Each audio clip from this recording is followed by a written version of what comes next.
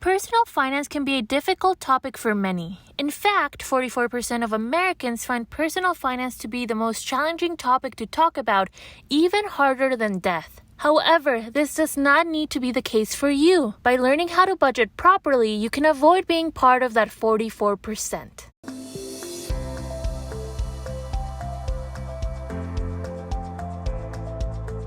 Now, saving for future goals such as retirement may not be at the top of your list, especially if you're still in middle school or high school and haven't even attended college. However, this is something you should definitely be thinking about and start planning for, because the sooner you start saving, the more time you will have to accumulate wealth over time. For example, say your goal is to have $1 million by the time you retire at age 65. If you start saving in your teen years or early 20s, you will have to save $2 a day to reach that goal. However, if you start saving in your early 30s, then that jumps to having to save $6.35 a day, and it just continues to increase the more you wait. If you wait till your early 40s, then that will be $20.55 a day, and early 50s means you're saving $73.49 a day to reach that same goal. So becoming a millionaire by the time you retire is indeed a possibility. You just need to plan out how you'll save for it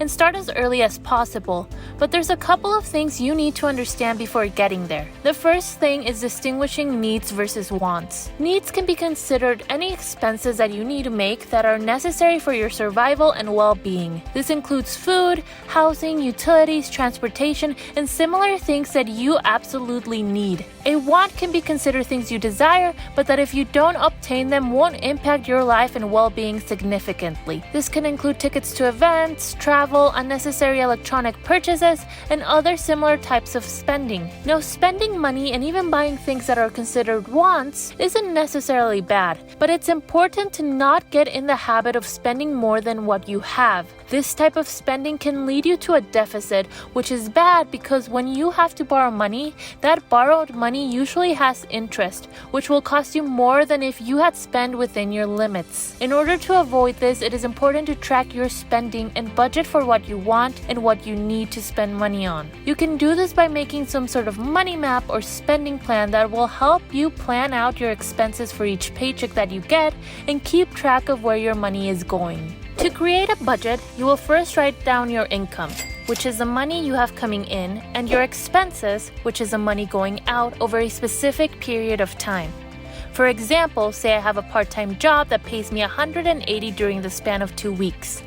Then, I also happen to do a babysitting job during those 2 weeks where they pay me $25 and my parents give me my bi-weekly allowance of $40. That leaves me with an income of $245 for those 2 weeks.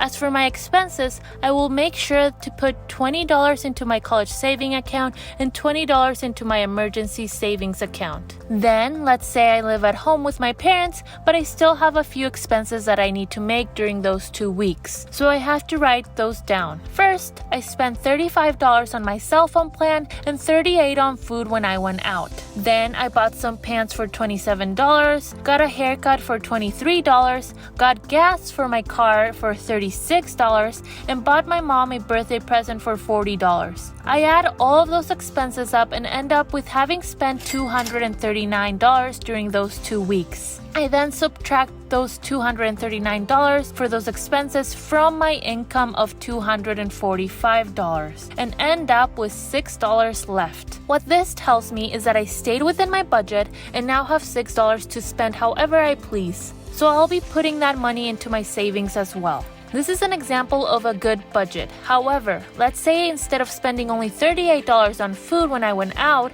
I actually spent $50. This means that my total amount of expenses is now $251. If I subtract that from my income of $245, I end up with a negative $6. This means that I end up with a deficit of $6 that I somehow have to make up for and probably have to borrow money now. So this is a bad budget I got going, so I have to make some changes. And remember, a budget is only good if it reflects reality. So make sure you plan out your budget based on realistic costs and expenses. So remember, don't get into the habit of going over your budget. Knowledge plus discipline will form a habit, and you want to form good habits. So as long as you know how much money you got coming in and you plan out how much and where you will be spending that money, you can easily develop a good habit of spending within your budget by maintaining that budget over time. To determine what your expenses will be, it may help to write down a list of things you want and have to buy, with what you want and need most at the top and what you want least at the bottom.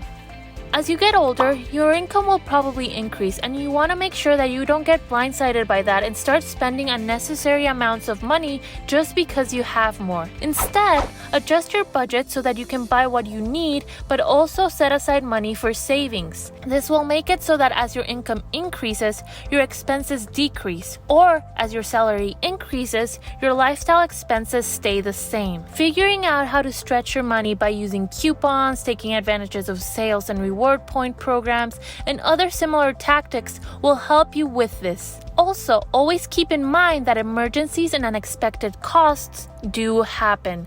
So you want to have as much money saved in your emergency fund as possible and be prepared for rainy days. Budgeting doesn't need to be complicated. It can be as simple as making a graph like the one shown earlier with a breakdown of all your income and expenses. There are also a variety of helpful apps that you can download to your phone that will help you budget and keep track of everything. Just research which one will work best for you. Remember, becoming a millionaire is achievable. You just need to know how to properly budget so that you can start saving as soon as possible.